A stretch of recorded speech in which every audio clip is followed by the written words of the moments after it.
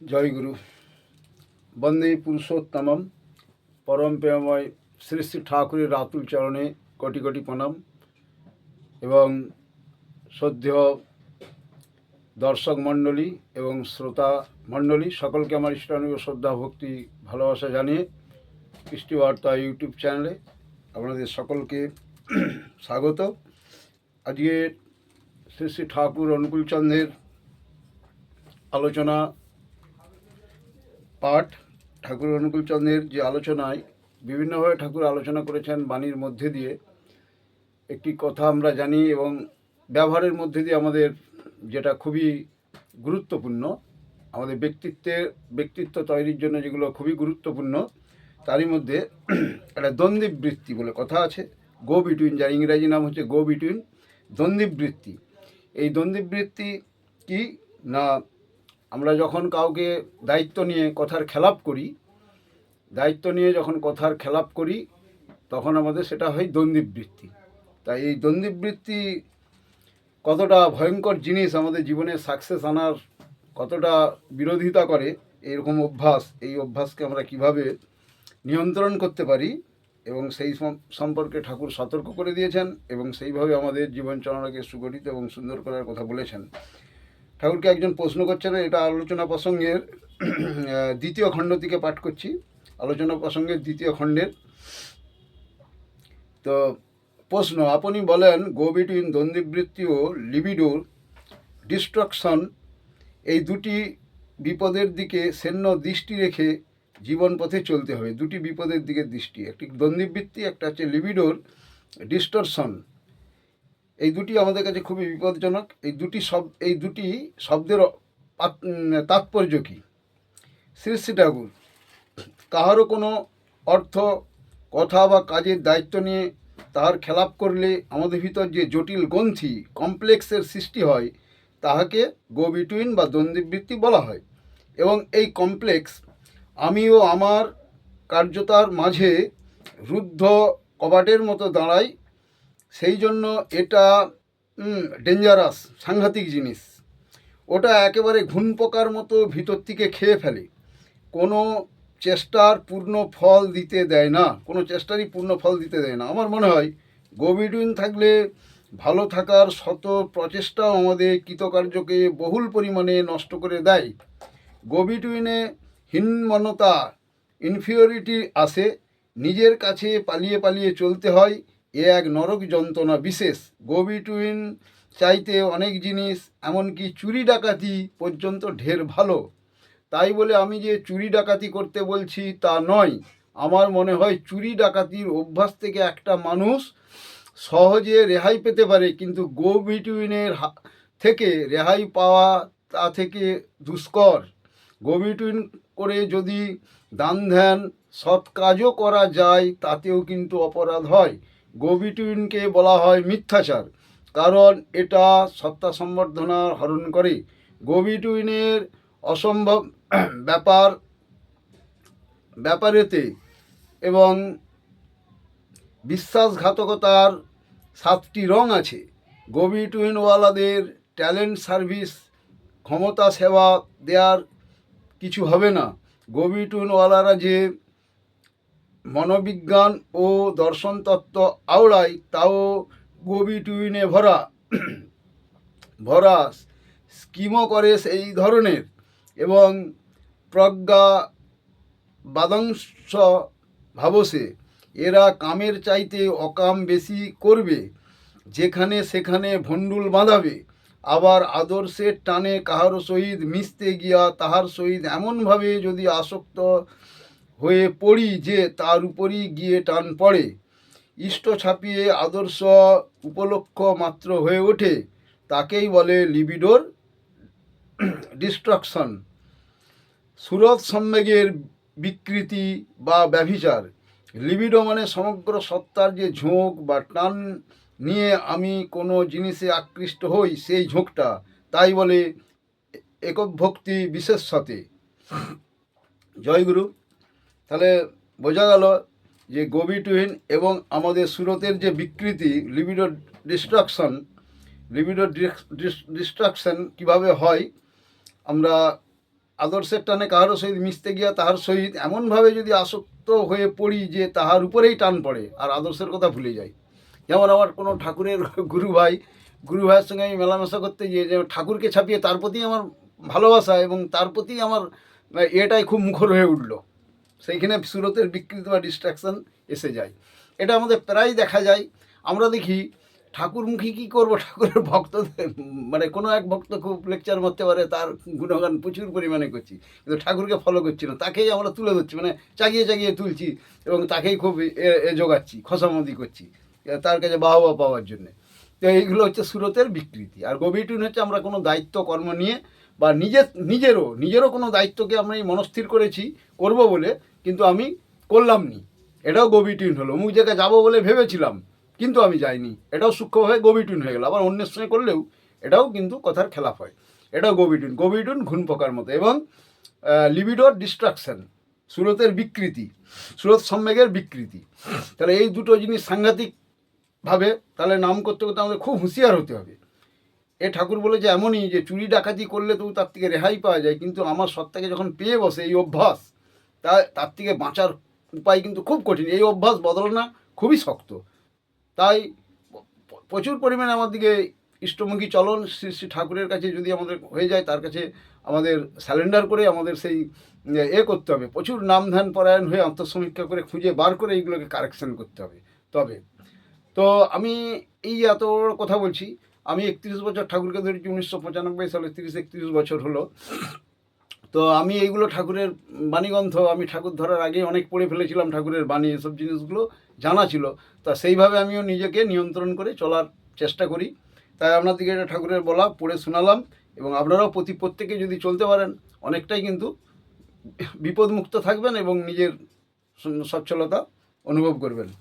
তো ঠাকুরের আরেকটি বাণীগ্রন্থ চলার সাথী থেকে আমি পাঠ করছি, যেটা বর্তমানে আমরা দেখতে পাই বহু ধরনের মানুষ এবং বহু পণ্ডিতরা মানুষের বিভিন্ন রকম ভাগ সৃষ্টি করেছে এবং ক্লাসিফিকেশন করেছে মানুষের গুণগত চরিত্রগতভাবে করেছে ঠাকুরের।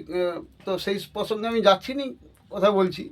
যেমন মানুষের গুণগতভাবে যেমন তাদের অনেকগুলো ভাগ আছে, তেমনি আরও অনেক ভাগ আছে, সেগুলো সব আলোচনা করতে গেলে অনেক ভিডিও বড় হয়ে যাবে। তো ঠাকুর এইখানে দুটি মানুষের কথা উল্লেখ করেছেন, দুটি, এটা মানুষের হচ্ছে মানে অভ্যাস কর্ম দ্বারা বিভাজিত হয়েছে। মানুষের দুটি কর্মের দুটিভাবে ভাগ করেছে অভ্যাস কর্মের ভিত্তিতে,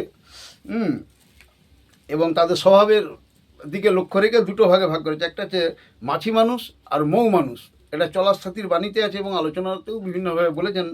মাছি মানুষ কারা না, আমরা বাণীটা আগে পড়ে শোনাই, তারপর আমি একটু ব্যাখ্যা করে বলে দেবো।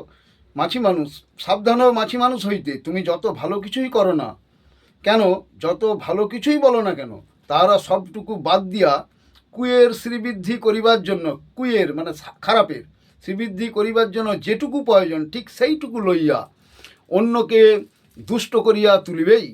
ইহার ঔষধ যদি এমনতর ঘটিয়া থাকে, সাবধান হইয়া মোকাবিলা বা ভজিয়ে নেও। তাহলে মাছি মানুষ কি? মাছি মানুষ, মাছি যেমন কলেরা রোগ ছড়ায়, রোগ জীবাণু ছড়ায়, নানা রকম রোগ, শুধু কলেরা কেন, বিভিন্ন রকম ডেঙ্গু, ইনফ্লুয়েঞ্জা, আপনার হচ্ছে কলেরা, তারপরে হচ্ছে যক্ষা, এগুলো সব এইসব কীটপতঙ্গ, এইসব মাছি জাতীয় রোগ দ্বারা সংক্রমিত হয় এবং আমাদের শরীরে ঢুকে পড়ে সেই রোগ। তো মাছি মানুষ কিছু আছে, তারা এমন কিছু এইভাবে পরিবেশকে সংক্রমিত করে তুলে। কিভাবে? এখানে ওই রোগগুলো নয়, মনের যে বিকারগুলো আছে, এই মানুষের খারাপ জিনিসটাকে নিয়ে চর্চা করে কিভাবে সেই খারাপগুলোকে আরও ছড়িয়ে দেওয়া যায়, তার মধ্যে ভালোটুকু না দেখে, এই তার ভালো গুণের কীর্তন না করে, ভালোগুলোকে না ছড়িয়ে এই খারাপ গুণগুলোকে নানা রকমভাবে মানুষের মধ্যে নিজেও তার অভ্যাসটা বদলায়নি এবং ছড়িয়ে দেয়, সেগুলো হচ্ছে মাছি মানুষ। সেই কলেরা রোগ ছড়ানোর মতো, মাছি শুধু কলেরা রোগ ছড়ায়নি, যক্ষা, ইনফ্লুয়েঞ্জা, ডেঙ্গু, কলেরা এইসব রোগ ছড়ায়। এরকম নানা রকম রোগ, এগুলো সব অভ্যাস ব্যাপারের সব নানা রকম রোগ, এগুলো সব ছড়িয়ে দেয় এবং ছড়িয়ে তারা দুষ্ট করে তুলে সকলকে, অন্যকেও দুষ্ট করে তুলে, নিজেও দুষ্ট হয়, অন্যকেও দুষ্ট করে তুলে। তাহলে ইহার মহৌষধ কি? আমরা একমাত্র এড়িয়ে চলা এদের দিকে, এদের দিকে নিজের কাছ থেকে দূরে সরিয়ে রাখা এবং নিজেকেও সরিয়ে নেওয়া, এই হচ্ছে ওষুধ। এছাড়া আর কোনো ওষুধ নেই। সাবধান হইয়া মোকাবিলা বা ভজিয়ে নেও, এমন্তর যদি ঘটিয়া থাকে দুষ্ট করিয়া তুলবে। ইহার ওষুধ যদি এমন্তর ঘটিয়া থাকে, সাবধান হইয়া মোকাবিলা ভজিয়ে নেও। আমাদেরকে সতর্ক থাকতে হবে এইসব মানুষের কাছ থেকে। এবার সাবধান হতে হবে কীভাবে? এই পরাক্রমের দ্বারা এবং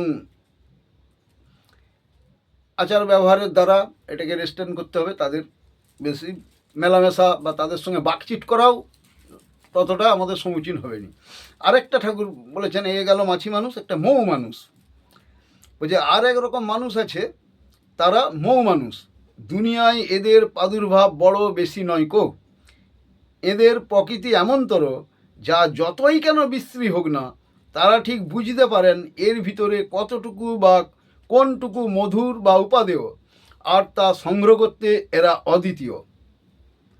তুমি হুল খেয়েও এদের সন্ধান করো, যদি পাও এদের থেকে এমনতর পুষ্টি পাবে, যাতে তোমার জীবন ও মনকে মধুময় করে তুলবে। চাও তো খোঁজ রেখো। তাহলে এই মৌ মানুষ খুবই বিরল, খুব কম দেখা যায়, কিন্তু আছে পরিবেশে। মৌ মানুষ আছে, ঠাকুর বাণীতে বলেছেন আছে, কিন্তু এগুলো খুব কম আছে, কম মানুষ আছে। তো এই কম মানুষ, এই মৌ মানুষ, এদের ক্যারেক্টারটা এমনই, যত খারাপই হোক না কেন তার থেকে কিন্তু মধু সংগ্রহ করে নিবে। তারা উপাদেয় যেটুকু আছে সেইটুকু সংগ্রহ করে নিবে। রাজহাঁসের মতো, যেমন জলটাকে ফেলে দিয়ে দুধটাকে খেয়ে নিবে, এরাও কিন্তু যেটুকু উপাদেয় মধু যেটা আছে তার মধ্যে, প্রত্যেকে যেমন খারাপ গুণ ভালো গুণ আছে, সেই ভালো গুণটিকে নিয়ে সে নিজেও যেমন সুন্দর করে তার চরিত্রটাকে সাজাবে, অপরেরও চরিত্রটাকে সাজানোর জন্য সেইভাবেই সে প্রচার করবে। এরা কিন্তু ওই মাছি মানুষের মতো নয়। মৌমাছি কিন্তু রোগ ছড়ায়নি। মৌ মানুষ বলেছে, মৌ মানুষ যারা মধু সংগ্রহ করে তারা কিন্তু রোগ ছড়ায়নি। রোগ ছড়াচ্ছে মাছি মানুষ। নোংরা আবর্জনায় বসে, মানে নোংরা আবর্জনাটাই তার পছন্দ, তাই নোংরা আবর্জনায় যায় সে, আর সেখান থেকে নানা রকম রোগ কুড়িয়ে এনে মানুষের মধ্যে বিতরণ করে। আর মৌ মানুষ যত খারাপই হোক না কেন, তার মধ্যে যেটুকু উপাদেয় আছে, ভালো কিছু আছে, তার মধ্যে সংগ্রহ করে এনে সে মানুষের কাছে সেটাই বিতরণ করে। তাহলে মৌ মানুষ। তাহলে হুল খেউ, ঠাকুর বলছে তুমি হুল খেউ, মানে এরা যদি, এদের দিকে পেতে যদি তোমার কষ্টও হয়, এবং এদের কাছ থেকে যদি ব্যথা যন্ত্রণাও কিছু পেয়ে থাকো, মানে হুল খেলে তো ব্যথা যন্ত্রণা পাওয়া যায়। হুল খাওয়া মানে তাদের হুল বলতে কি, আচার ব্যবহারের দিক থেকে অনেক সময় ব্যথা বা এদের কাছে পৌঁছাতে গেলে আমার একটু কষ্ট হতে পারে, সেই সব হুল খেয়েও যদি এদের দিকে আমি সংগ্রহ করতে পারি বা এদের সান্নিধ্য লাভ করতে পারি, তাহলে আমার জীবনটাও কিন্তু মধুময় করে তুলবে। বলছে লাস্টে, চাও তো খোঁজ রেখো। তাহলে দেখুন, মৌ মানুষ আর মাছি মানুষ, এই যে ঠাকুরের বলা এই সুন্দরভাবে। এবার মানুষের শুধু দুরকম মানুষ নেই, মানুষের বহু রকম গুণপনার দিক থেকে মানুষের দুরকম আছে। মানুষের এটা হচ্ছে স্বভাব অনুযায়ী দুরকম ভাগ করা হয়েছে। আবার মানুষের জ্ঞান গুণ কর্মের উপরে মানুষকে তার আবার ভাগ করা হয়েছে। সাত্ত্বিক, রাজসিক, তামসিক, হ্যাঁ, নিত্য মানুষ, মুক্ত মানুষ, বদ্ধ মানুষ, মুমুক্ষু মানুষ, হ্যাঁ, এই যে আছে, এইসব ব্যাপার আছে। এইসব ব্যাখ্যা করতে গেলে অনেক। তো ঠাকুরের এই যে স্বভাব মানে এই যে দুঃস্বভাবের মানুষ আছে, এই স্বভাব মানে স্বভাবের উপর নির্ভর করে এই দুটি মানুষের ব্যাখ্যা ঠাকুর সুন্দরভাবে দিয়েছেন। আমরা এই মৌ মানুষ যাতে হয়ে উঠতে পারি ঠাকুরকে ধরে, সেইভাবে আমরা অবশ্যই চেষ্টা করব। এবং ঠাকুরের প্রত্যেকে এই মহানাম যাতে আমরা গ্রহণ করে চলতে পারি। এই যুগে শ্রী শ্রী ঠাকুর অনুকূলচন্দ্রের এই মহানাম গ্রহণ করলে সমস্ত দেবতার প্রতি আসে শ্রদ্ধা, ভালোবাসা, প্রকৃত অনুসরণ। তাই ঠাকুর অনুকূলচন্দ্র সর্বদেবময় গুরু, এবং এই সর্বদেবময় গুরুর মধ্যে 33 কোটি যে দেবতার, ভারতবর্ষ 33 কোটি দেবতার যে গুণ কর্ম আছে, লেটেস্ট স্তর থেকে আসা, তিনি যে লেটেস্ট স্তরের যে বীজ নাম দিয়েছেন, এবং সেই হায়ার স্তরের যে নাম, সেই নামের সঙ্গে সব স্তরের দেবতাদের কিন্তু কানেকশন আছে। তাই এই স্তরের নাম যদি আমি গ্রহণ করে চলি, সব কিন্তু স্তরের কাজ হয়ে যাবে। তো আমরা নিষ্ঠা সহকারে নিত্য নৈমিত্তিক যাতে এইটা নাছাড়বন্ধা অনুশীলন করি নিষ্ঠা নিপুণভাবে, তবেই হবে। নাহলে ধরে আছি, গরুর মাঠ ধরে আছি, দুধ পাবো, তা হবে না। তেমনি গুরুর কেউ ধরে আছি, গুরু ধরেছি, নামকেও আসতে ধরেছি, কিন্তু তাকে মন্থন করিনি। গরুর মাঠ যেমন মন্থন না করলে দুধ পাওয়া যায়নি, খালাস হওয়া গরুর কাছে গেলে তার মাঠ ধরে বসে থাকলে তো দুধ পাওয়া যায়নি। তাহলে জ্ঞান ভক্তি দেয় এমন গুরুর কাছে আমি যেয়ে পৌঁছেছি, কিন্তু তার সেই দহন করতে পারিনি, মন্থন করতে পারিনি, তার অনুশীলন করিনি আমি। তাই এই অনুশীলন না করলে আমাদের পাওয়া যে তোমার তমসাচ্ছন্নই রয়ে যাবে। ঠাকুর বলছেন আমার বলাগুলি যদি তোমার কথা বা চিন্তার খোরাক মাত্র হয়, করার বা আচরণের মধ্যে বাস্তবে ফুটিয়ে তুলতে না পারো, পাওয়া যে তোমার তমসাচ্ছন্নই রয়ে যাবে। এবং তার আরও তিনি খোলসা করে খুলে বলে দিয়েছেন যে মানে ঠাকুর অবতার যত কিছুই বানাও না কেন আমাকে, তাতে কিছু যায় আসেনি। তোমার জীবন চরিত্র দিয়ে যদি তুমি না ফুটিয়ে তুলতে পারো, আমার বলাগুলি যদি তোমার কোথাও চিন্তার খরাক মাত্রায় করার বা আচরণের মধ্যে বাস্তবে ফুটিয়ে তুলতে না পারো, পাওয়া যে তোমার তমসাচ্ছন্নই রয়ে যাবে। আর ফাঁকি দিলেই পেতে হবে তা। কী ফাঁকি দিলে? তো এই ঠাকুরের এই জীবন চলনারকে যদি আমি ফাঁকি দিই, তা আমাকে ফাঁকে পড়তেই হবে। এতে আমার জীবন সুগঠিত এবং সুন্দর করার জন্যই তার এই আহ্বান, তার সমস্ত কিছু মানেই দেয়া। তো আমরা যারা সুন্দরের পূজারী, সত্যম শিবম সুন্দরের পূজারী যারা, তারা কিন্তু এটাকে আমরা অনুসরণ করে চলব। এবং ঠাকুর খলসা করে খুলে বলেছেন যে দাসীর কথা বাসি হলে কাজে লাগে।